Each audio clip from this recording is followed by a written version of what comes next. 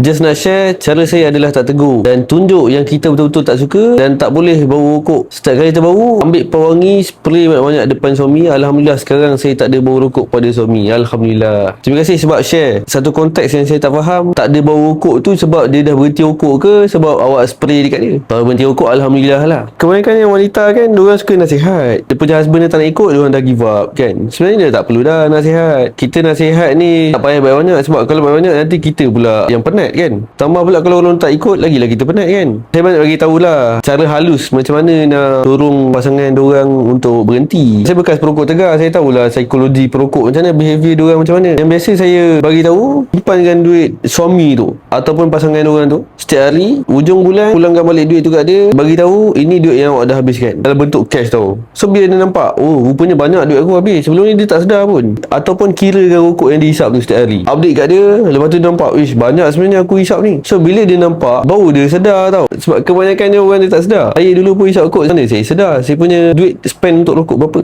So mana wanita yang nak belajar lagi cara untuk dorong kau punya pasangan berhenti rokok, masuk dalam live saya. Saya beritahu korang trik dengan mudah je korang nak dorong kau punya pasangan berhenti. Ataupun malas, tekan link kat bio saya je. Kat situ ada ebook seni berhenti merokok.